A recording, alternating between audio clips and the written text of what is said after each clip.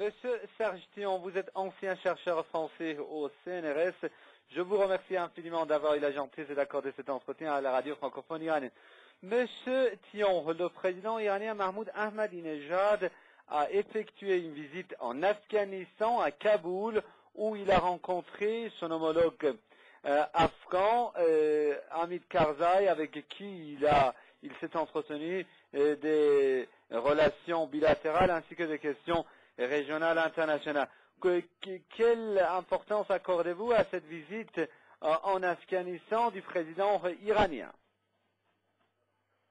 Eh bien, évidemment, la question de l'Afghanistan a une dimension internationale, quasiment mondiale, puisque les Américains ont choisi de l'envahir il y a maintenant 9 ans et d'y mener depuis une guerre sans fin et en impliquant leurs alliés. Donc cette dimension internationale est principalement de la responsabilité des Américains. Et puis, évidemment, il y a aussi le fait que l'Afghanistan est un élément d'une région,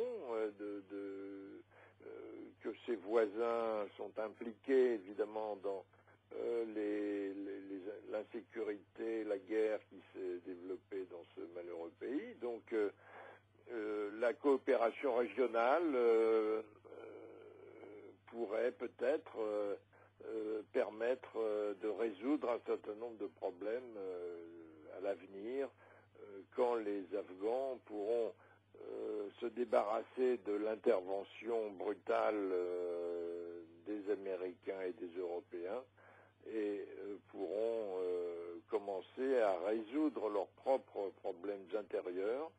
Et à ce moment-là, la coopération avec leurs voisins pourra certainement être extrêmement utile.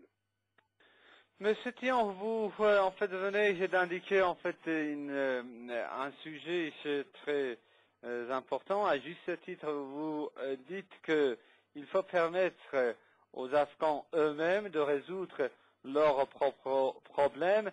Et dans le cadre de cette logique, le président Ahmadinejad a affirmé à Kaboul que la présence des forces étrangères en Afghanistan constitue un obstacle.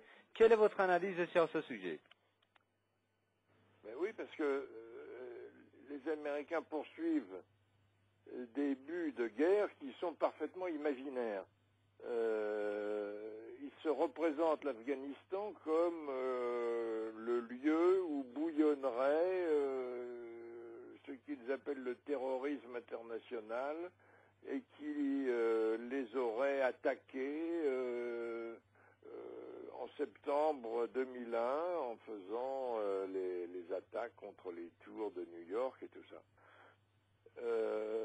Ils n'ont jamais apporté la moindre preuve de ces affirmations et les Afghans ont toujours dit qu'ils n'étaient pas du tout impliqués, qu'ils n'avaient rien à voir avec cette affaire-là, que peut-être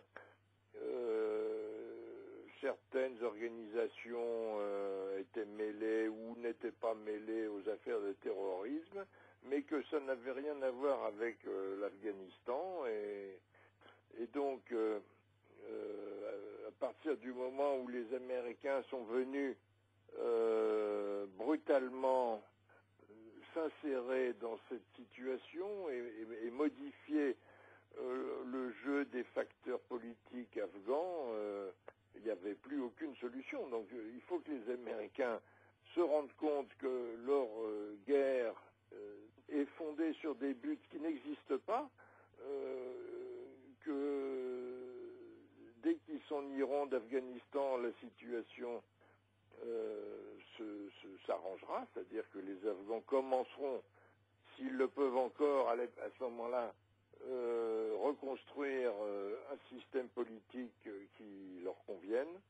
Et on sait bien que les Afghans ne cherchent pas à se mêler de ce qui se passe à New York ou ailleurs. Donc tout ça est absurde, mais ça tient à des aspects,